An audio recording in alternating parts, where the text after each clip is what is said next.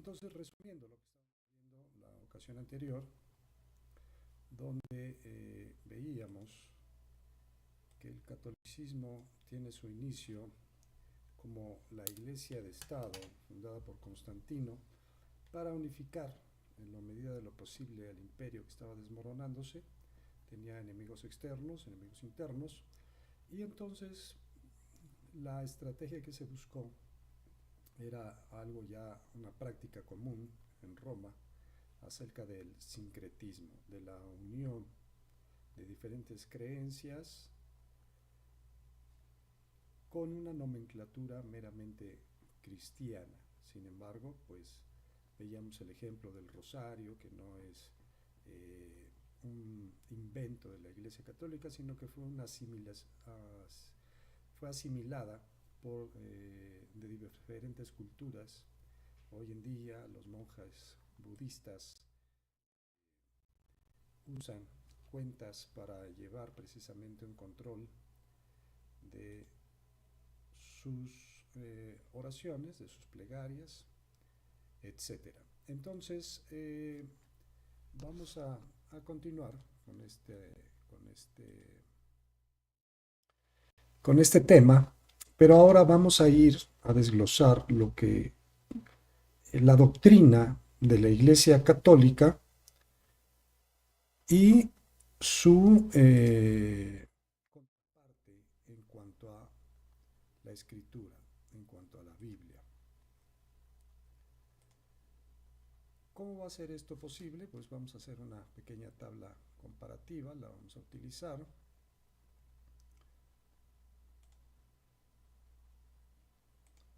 Vamos a utilizar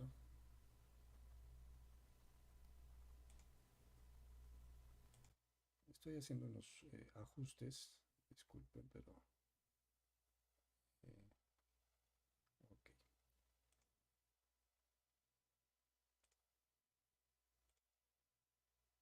Estos ajustes nos van a permitir escucharnos mejor. Entonces vamos a hacer una comparación entre la enseñanza, la doctrina católica y lo que dice verdaderamente la Biblia. Por ejemplo, vamos a ver el ejemplo de cómo se alcanza la salvación. La doctrina católica enseña que solamente dentro del seno de la Iglesia Católica se puede hallar la salvación. Excluye cualquier otra opción. Es obligatorio aplicar el bautismo infantil. Esta es una estrategia muy interesante porque su estrategia pues, ha sido muy eficiente. Vamos a verlo en un ejemplo práctico en México. Después de la conquista, los evangelizadores católicos llegaron por el propósito de convertir a los pueblos indígenas a la fe católica y utilizaron diferentes estrategias, asimilaron ciertas costumbres, ciertas creencias, obligaban prácticamente a la gente, pero su estrategia, la estrategia de la Iglesia Católica es la siguiente: bautizan a los niños y un niño bautizado ya es parte de la Iglesia. Entonces hay mucha gente que tiene ese sentido de pertenencia, hay muchas personas que dicen, no, es que es la fe que me dejaron mis padres. Bueno, realmente él no tuvo decisión, sino que alguien más decidió por ellos. Los bautizaron y ahora ellos son parte de esa iglesia. Entonces, el bautismo infantil para quitar el pecado original, las buenas obras son necesarias para alcanzar la vida eterna, la observación y el cumplimiento de los sacramentos son necesarios, pues son colaboradores de nuestra salvación. Esto es lo que establece la doctrina católica. Pero la Biblia, pues la Biblia enseña una cosa diferente, difiere de la doctrina católica. La Biblia enseña que encontramos innumerables versículos en la Biblia enseñando que la salvación se recibe solamente por gracia, es un don gratuito, por la fe en Jesucristo, no por la pertenencia a una institución ni a una iglesia. Quien otorga perdón y vida eterna es Jesús, el único medio, el canal para llegar a ser salvos. el Dios eterno e infinito. Por ejemplo, en Juan 19, yo soy la puerta, Jesucristo, no habla de una iglesia, no habla de una institución. El que por mí entrare será salvo. Ahora la iglesia, estoy refiriéndome a las instituciones humanas, pero la iglesia verdadera no es una institución, sino es un cuerpo, es un organismo, es el cuerpo de Cristo, formado por todo creyente en todo el mundo que haya aceptado el sacrificio de Jesús en la cruz como medio de expiación por los pecados. Dice en Hechos 4:12, y en ningún otro hay salvación porque no hay otro nombre debajo del cielo, solamente Jesucristo, dado a los hombres en que podamos ser salvos. En Isaías 45:22 dice, mirad a mí, dice el Señor, y sed salvos, todos los términos de la tierra, porque yo soy Dios y no hay más. En Romanos 10:13 nos dice, porque todo aquel que invocar el nombre del Señor será salvo. El centro de la salvación es Jesús. Y en Romanos 10:9 dice que si confesares con tu boca que Jesús es el Señor y creyeres en tu corazón que Dios le levantó de los muertos, obtendrás la certeza de la salvación. Entonces, ni bautizos sagrados, ni ritos santificadores, ni sacramentos purificadores pueden aportar nada a la salvación, que es otorgada a todo pecador arrepentido que acude al Señor y deposita su confianza en Él. San Juan 10:28 nos dice, y yo, Jesucristo, les doy vida eterna. La invitación de Jesucristo para salvar al pecador todavía sigue siendo vigente en la actualidad. Mateo 11:28, venid a mí todos. Y Juan 6:37, el que a mí viene no le echo fuera. Sin embargo, pese al ofrecimiento divino, son muchos los que lamentablemente le rechazan la oferta de salvación. Él mismo dijo, Juan 5:40, y no queréis venir a mí para que tengáis vida eterna. En cuanto al tema de las buenas obras y la salvación, ¿cuál es la enseñanza de la doctrina católica? Dice la doctrina católica que para ser salvo del infierno y obtener la entrada al cielo, aparte de recibir el sacramento del bautismo, también hay que perseverar en los demás requisitos presentados por la tradición católica. Así, permaneciendo en el buen hacer, se contribuye para la perfecta y eterna salvación de nuestra alma. La idea principal es que finalmente la salvación depende de nuestras buenas obras de tal manera, y ninguno el viejo adagio católico, el bueno irá al cielo y el malo al infierno. Pero, ¿qué dice la Biblia?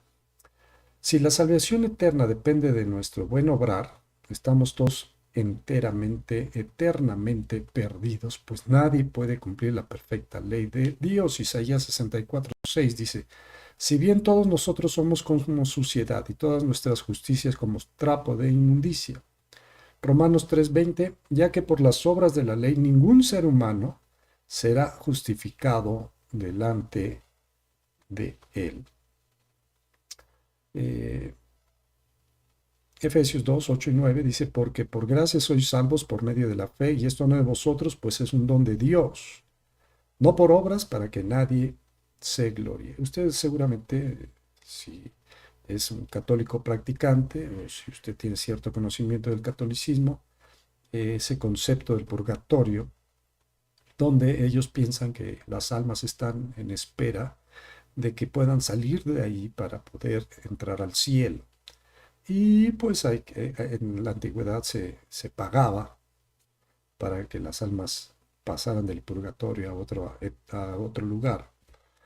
Hoy se dice que por los rezos, el rezo del rosario, se sacan las almas del purgatorio. ¿Cuántos rezos? Bueno, depende de la visión de la tutoría católica que le diga cuántos rezos tiene que hacer para sacar un alma del purgatorio.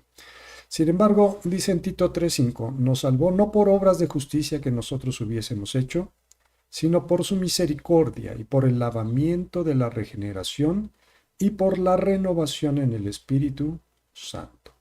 Si aceptáramos que la salvación es ganada por nuestros esfuerzos personales, admitiríamos en consecuencia que Cristo no pagó en la cruz por nuestros pecados y que su obra expiatoria fue insuficiente para nuestra redención. La escritura es muy clara y precisa al respecto. 1 Juan 5, 11 y 12.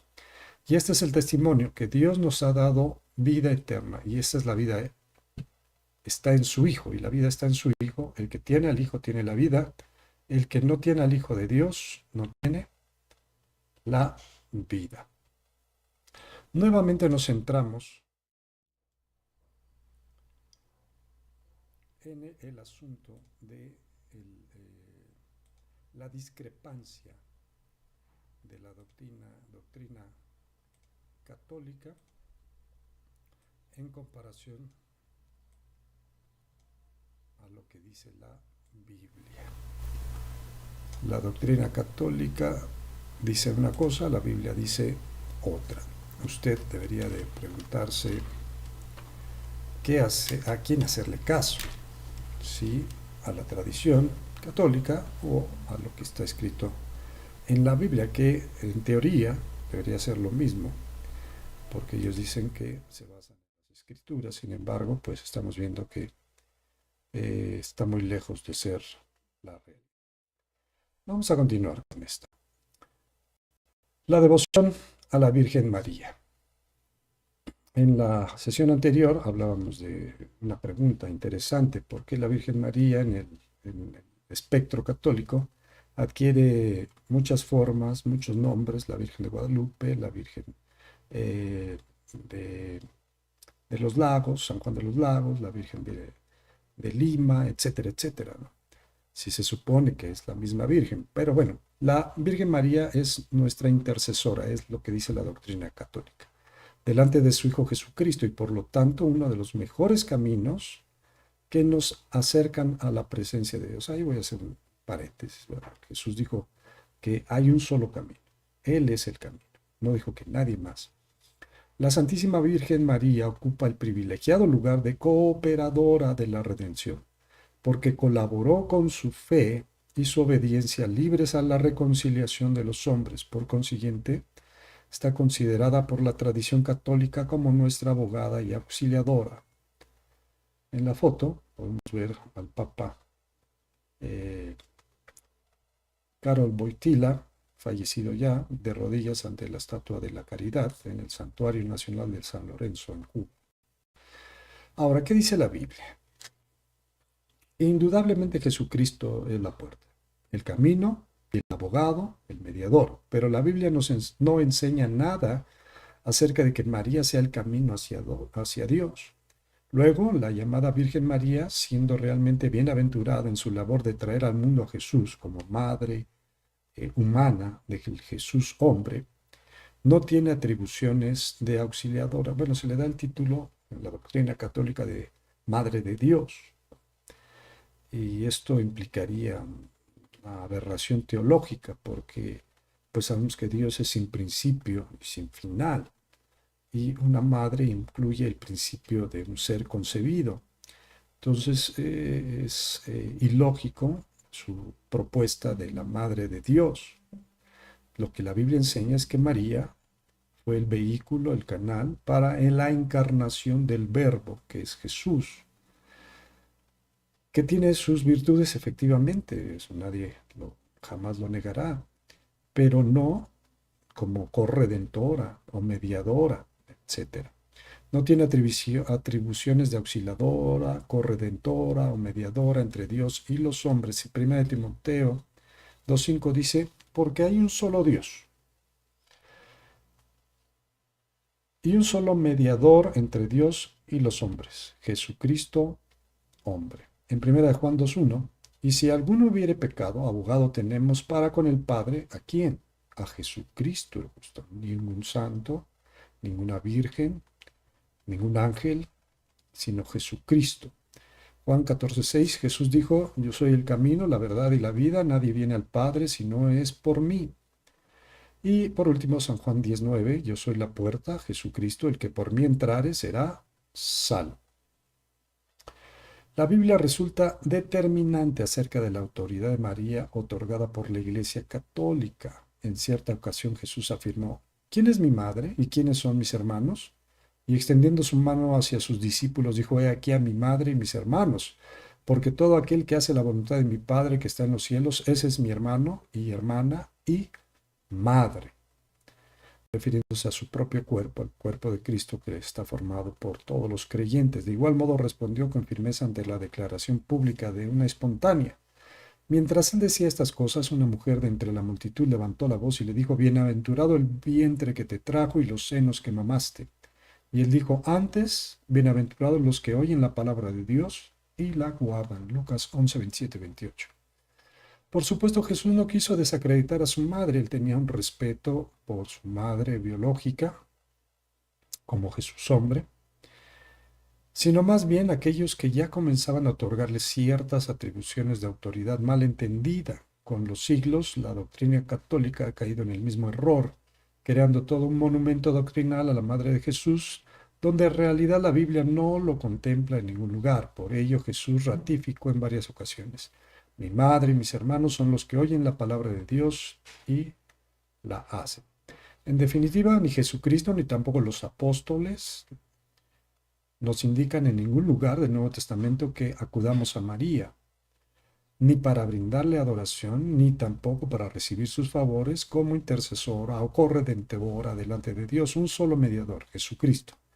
Hemos leído en el texto bíblico anterior, nos preguntamos: ¿no es mejor honrar a la memoria de María siguiendo su consejo cuando en las bodas de Caná y señalando a su hijo Jesús dijo a los que servían las mesas: haced todo lo que él, Jesucristo, os dijere? Y esta precisamente fue la recomendación de María que todos los cristianos hemos de seguir, haciendo todo lo que Jesucristo nos dijere. Ahora, otro aspecto de la doctrina católica. Es lícito orar a quienes, debido a sus buenas obras, han sido declarados santos por la Iglesia Católica, ya que está en la presencia de Dios y su labor es cuidar de aquellos que han quedado en la tierra. Su intercesión por los hombres es el servicio que están preparando en el cielo, según el plan de Dios. Debemos así rogarles que intercedan por nosotros y por el mundo entero. La Iglesia Católica asimiló, veíamos en la entrega anterior, asimiló el panteón, o sea, todo el espectro de dioses y diosas romanos, y los asimiló cambiando la nomenclatura a santos y vírgenes. Esto fue el medio para que la mayoría de los romanos, ciudadanos y personas que vivían en el imperio, no sintieran violentamente un cambio en el asunto de dejar sus prácticas paganas e incluirse en el cristianismo fabricado por Roma como iglesia de Estado.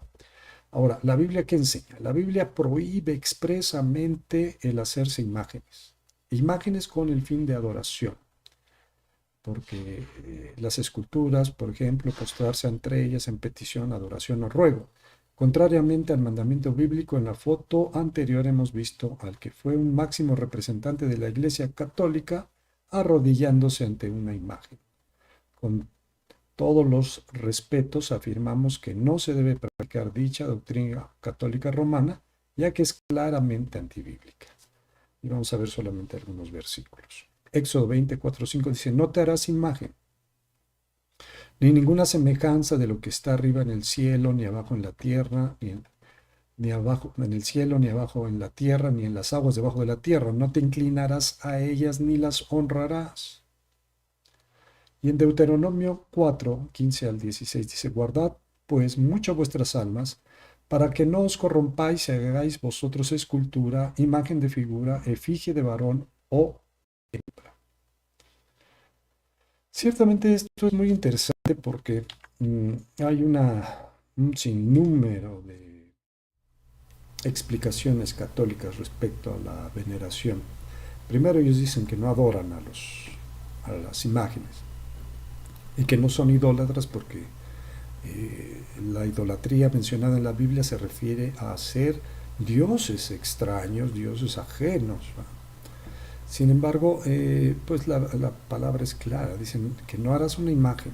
de lo que está arriba. Ellos piensan que en el cielo están los santos, pues la Biblia dice que no te hagas imagen de los santos. Dice, no te inclines ante ellas. Entonces esa veneración, esa idolatría disfrazada de veneración, pues es algo que Dios prohíbe en su palabra.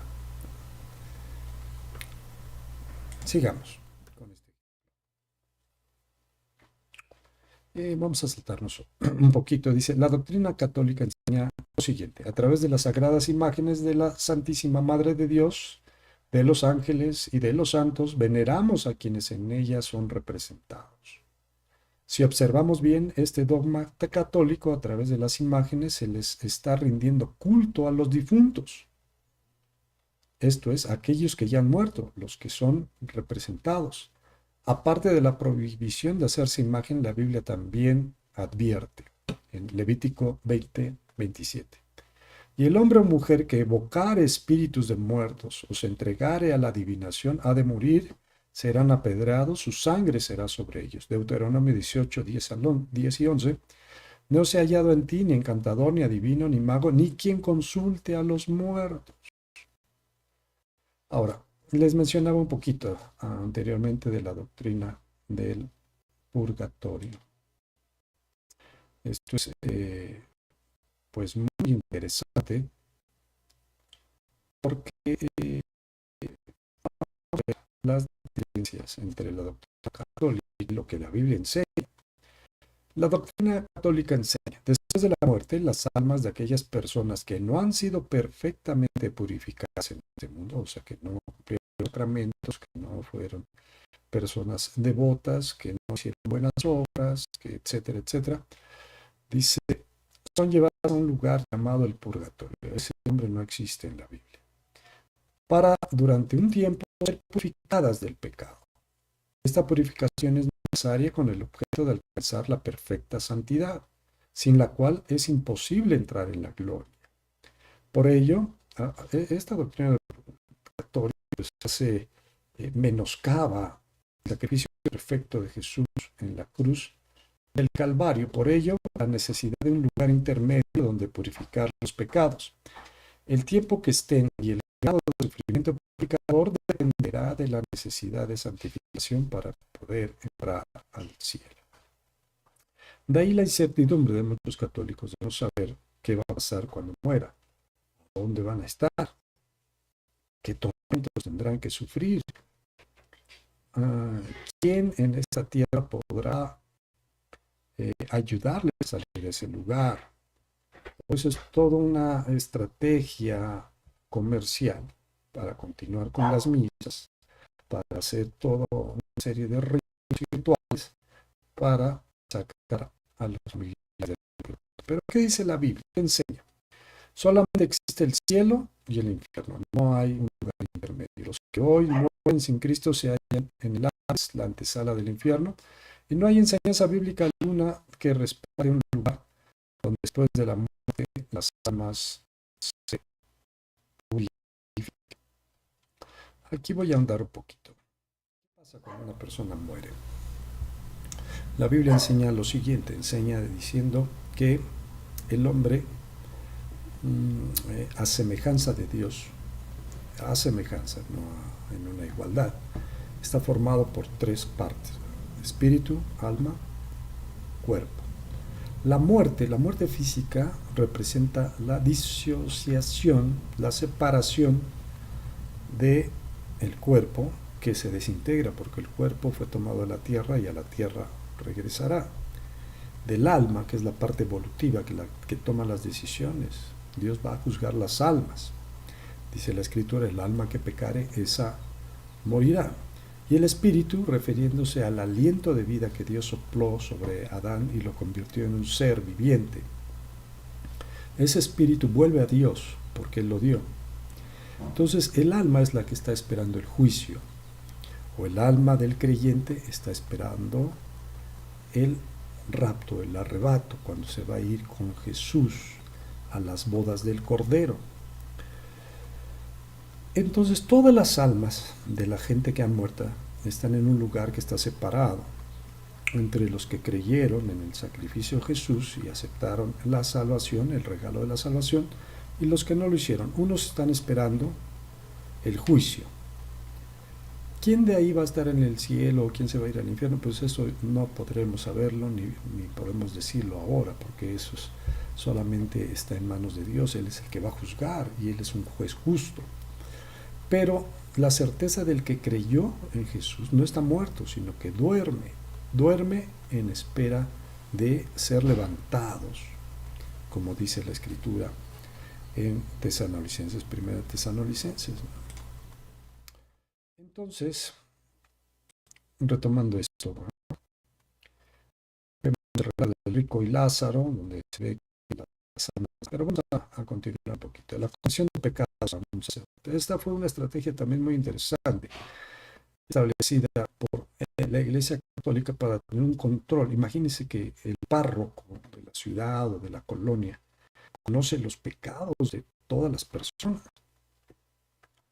y puede utilizar la información en diferentes sentidos. Entonces vamos a ver qué dice la doctrina católica. Dice, la confesión es uno de los sacramentos que todo cristiano debe cumplir para ellos. Consiste en que si arrepentidos nos confesamos a un sacerdote, cosa que no menciona la Biblia, y hacemos el propósito de enmendarnos, Dios perdona nuestros pecados por medio del sacerdocio, ya que éste ha recibido autoridad en la iglesia. Esto fue equivalente a la práctica sacerdotal de la iglesia pagana romana, que tenían un control sobre varios aspectos del futuro de las personas. Ok. Dice, ya que éste ha recibido autoridad de la iglesia y puede perdonar los pecados en nombre de Cristo. Así que todo católico que quiera reconciliarse con Dios después de haber pecado, ha de confesar sus pecados a un sacerdote para que le absuelva, esto es, reciba el perdón de Dios. Por eso el sacramento cuando la gente está a punto de morir, llaman al sacerdote, porque si no se puede ir sin haber sido perdonado. Nuevamente esta doctrina minimiza el sacrificio perfecto de Jesús en la cruz como el perdón de todos los pecados. A cambio le pedirá que rece algunos Padre Nuestros o Marías como penitencia para los pecados cometidos. De tal manera, el sacerdote es mediador entre el Dios Santo y el hombre pecador, haciendo posible la reconciliación entre ambos. Totalmente contraria a esta práctica y este dogma católico, dice, no existe hombre alguno en la tierra que tenga autoridad para perdonar pecados. Solamente el Creador puede perdonar o borrar nuestras iniquidades. Así lo hace cuando el pecador arrepentido, en un acto de fe, acude directamente a Dios para recibir el oportuno perdón por medio de Cristo. Salmo 103 dice, Él, Dios, es quien perdona todas tus iniquidades. 1 Juan 1:9, si confesamos nuestros pecados, Él, Dios, es fiel y justo para perdonar nuestros pecados y limpiarnos de toda maldad. Venid, dice Jehová, y estemos a cuenta, si vuestros pecados fueren como la grana, como la nieve serán emblanquecidos. Si fueren rojos como el carmesí, vendrán a ser como blanca lana. Isaías 1:18. 32:5. Mi pecado declaré y no encubrí mi iniquidad. Confesaré mis transgresiones a Jehová, y tú perdonaste la maldad de mi pecado. Daniel 9:9. De Jehová nuestro Dios es el tener misericordia y el perdonar. Daniel 9:9. Así que arrepentíos y convertíos para que sean borrados vuestros pecados. Hechos 3:9. Nuevamente volvemos a ver que la doctrina católica pues está muy distanciada de la verdad bíblica en cuanto a la práctica. Mucha gente toma este asunto de aferrarse a una fe, aunque es una fe equivocada. Lo he dicho en anteriores emisiones, lo vuelvo a decir, mucha gente que forma parte de la Iglesia Católica está sinceramente equivocada porque les enseñaron mal. Pero deberían tomarse un tiempo para reflexionar en esto que estamos hablando y ver la discordancia que hay entre la doctrina de su iglesia y la realidad de la Biblia. No toma mucho tiempo hacer un ejercicio como el que estamos haciendo. repasar la doctrina católica y enfrentarla a la realidad de la Biblia. Otra dogma católica, la infalibilidad. Quiere decir que el Papa no se equivoca. El Papa es el vicario de Cristo en la tierra. Esto es, el que sustituye en sus funciones a Cristo. El Papa es el sumo pontífice, un término de la religión romana. Pontífice máximo. O dicho de otro modo, el único puente directo entre Dios y la Iglesia. Además, es el pastor y maestro supremo de todo cristiano católico. Y sus dogmas acerca de la doctrina, fe o moral son del todo infalibles, es decir, no contienen fallo o error. Bueno, basta con que usted dé una ojeada en la historia papal de la Iglesia Católica y vemos si cada personaje que fungió como papa que es espeluznante. Hoy en día, si esta doctrina fuera válida en la Iglesia Católica, estarían en un conflicto, porque hoy hay dos papas, el Papa Francisco y el Papa Benedicto. Los dos están vivos, los dos son papas. ¿Quién entonces está al frente de la Iglesia Católica? Aunque uno abdicó, pero si no es un rey, no puede abdicar. Y el papado es vitalicio, quiere decir que sigue siendo papa hasta que muera. Bueno, son cosas que el católico debería de reflexionar y preguntarse. Ahora, ¿qué dice la Biblia? Jesucristo fue el único ser humano sin pecado y por consiguiente infalible en todo. Solamente Jesús, tanto en palabra como en conducta. La verdad bíblica enseña que delante de Dios todos somos injustos, falibles y como ovejas torpes nos descarriamos fácilmente. La única infalible en materia de doctrina y verdad revelada es la eterna palabra de Dios. Romanos 3:23 dice, por cuanto todos pecaron, están destituidos de la gloria de Dios. Y en Romanos 3:9 dice, como está escrito, no hay justo ni aún uno. Isaías 53:6, todos nosotros nos descarriamos como ovejas. Entonces, jamás se menciona ni un primado entre los apóstoles. Si usted estudia un poquito el libro de los Hechos, se dará cuenta que en la iglesia de Jerusalén, aunque estaban los apóstoles, había otras figuras importantes en la iglesia que eran los ancianos y había un órgano de administración que se llamaban los diáconos. Y entre los apóstoles no había realmente quien fuera una columna dentro de la iglesia, aunque todos participaban y eran tenidos muy en cuenta en la iglesia de Jerusalén, pero por ejemplo, el primado de la iglesia de Jerusalén recaía sobre Jacobo, el hermano del Señor. Entonces, este asunto del Papa pues, es un invento, porque en la Roma antigua estaba el concepto del sumo pontífice, del máximo pontífice, que era el que organizaba, el mayor de todos ellos. Entonces era necesario ponerle una cabeza visible a la iglesia del Estado para mantenerla en control. El rito de la misa. La doctrina católica enseña que en la misa se renueva el sacrificio expiatorio de Cristo. Cada misa es nuevamente sacrificar a Cristo, aunque no en forma cruenta, y por lo tanto se vuelve a realizar en cada acto litúrgico la obra de nuestra redención. Eso es la práctica, pues tienes que ir a misa continuamente. Pero la Biblia enseña, no hay texto en la Sagrada Escritura donde se nos inste a que repitamos el sacrificio expiatorio de Cristo, ni siquiera en forma simbólica. Hebreos 7:27 dice que no tiene necesidad cada día, como aquellos sumos sacerdotes, de ofrecer primero sacrificios por sus propios pecados y luego por los del pueblo, porque esto lo hizo Cristo, una vez y para siempre, ofreciéndose a sí mismo. Hebreos 9:26. Pero ahora, en la consumación de los siglos, Cristo se presentó una vez para siempre por el sacrificio de sí mismo para quitar de en medio el pecado. Su sacrificio fue perfecto, total. Cuando se habla de la comunión es un memorial para recordar la muerte y la resurrección de Cristo y entender que tenemos la esperanza de ir con él al cielo. Bautismo de infantes. La doctrina católica enseña, el ser humano nace manchado por el pecado original y por tal motivo los niños necesitan del nuevo nacimiento para poder salvarse.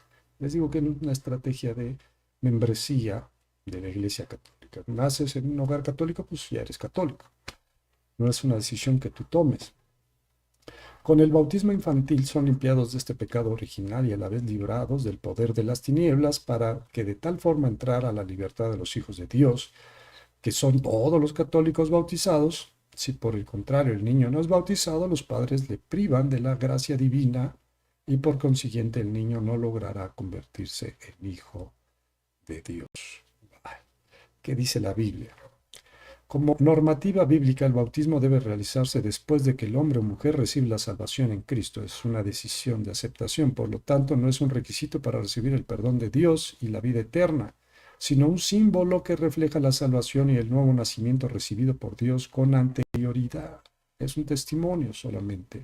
Hechos 8, 36 al 37 dice: Yendo por el camino llegaron a cierta agua y dijo el eunuco: aquí hay agua, ¿qué impide que yo sea bautizado? Felipe dijo: si crees de todo corazón, bien puedes. Y respondiendo dijo: creo que Jesucristo es el Hijo de Dios. Primero creyó, después se bautizó. Un infante no puede creer, no tiene esa capacidad aún. Hechos 8:12. Por cuanto creyeron a Felipe, que anunciaba el evangelio del reino de Dios, y el nombre de Jesucristo, se bautizaban hombres y mujeres. Después de creer, se bautizaban. Hechos 18:8. Muchos de los corintios oyendo creían y eran bautizados. No hay ningún solo caso en la Biblia que hable del bautismo de algún infante. Se nos está yendo mucho el tiempo, por eso me voy a saltar un poquito. La tradición católica. Ahora, si tienes alguna duda, con gusto puedes enviarme un mensaje. La tradición católica. La doctrina católica enseña. La tradición católica es el conjunto de enseñanzas doctrinales, reglas de fe y conducta que se han ido conformando a lo largo de los siglos en el seno de la Iglesia y de tal manera mantienen al día de hoy la misma autoridad, fíjese, la misma autoridad contenida en la palabra de Dios. Los dogmas de la Iglesia Católica, en consecuencia, deben ser tomados como si fueran inspirados. ¿Cómo? Si fueran inspirados por Dios. De tal manera que la Biblia no constituye la única fuente de autoridad suprema, sino la Iglesia y sus enseñanzas. ¿Qué dice la Biblia? Solamente la Biblia es inspirada por el Espíritu Santo y por ende la única autoridad de parte de Dios para todo hombre o mujer. Dicho esto, no podemos considerar las declaraciones de los concilios ni los dogmas de los padres o doctores de la Iglesia como inspirados o autoritativos, y mucho menos si tales enseñanzas se contradicen en contra de las propias escrituras. Pero según de Timoteo 3, 16 y 17 dice: toda escritura es inspirada por Dios y útil para enseñar, para redarguir, para corregir, para instruir en justicia, a fin de que el hombre de Dios sea perfecto, enteramente preparado para toda buena obra. Segunda de Tesalonicenses 2:15. Así que, hermanos, estad firmes y retened la doctrina que habéis aprendido, está hablando de la doctrina apostólica, sea por palabra o carta nuestra. Segunda de Tesalonicenses 3:6. Pero os ordenamos, hermanos, en el nombre de nuestro Señor Jesucristo, que os apartéis de todo hermano que ande desordenadamente y no según la enseñanza que recibisteis de nosotros. Bueno, entonces, brevemente, estamos haciendo un comparativo entre la doctrina católica y las enseñanzas bíblicas. Ahora, esta serie de pláticas son acerca de falsos cristianismos. Vimos el caso de la iglesia mormona, el caso de los testigos de Jehová. Hoy estamos viendo el catolicismo y nos extendimos en dos porque es el falso cristianismo que tiene más adeptos en todo el mundo. Y uno diría, bueno, ¿cómo es posible? Pero así es esa estrategia de continuar la enseñanza romana en los siglos venideros. Espero que esta plática te haya servido, haya sido útil a tu vida para reflexionar, ¿verdad? Si eres católico, no es una agresión, es simplemente demostrar que quizás no sea en tu religión, pero desgraciadamente te ha traicionado por el falso cristianismo. Y el falso cristianismo es que estás alejado verdaderamente de Dios. Entonces la invitación es esa, no es que te cambies de religión, no se trata de eso. Se trata de que vengas a Jesús y que, como Él dijo, conoceréis la verdad y la verdad os hará libres. Muchas gracias. Te espero en la parte 6 de los falsos cristianismos.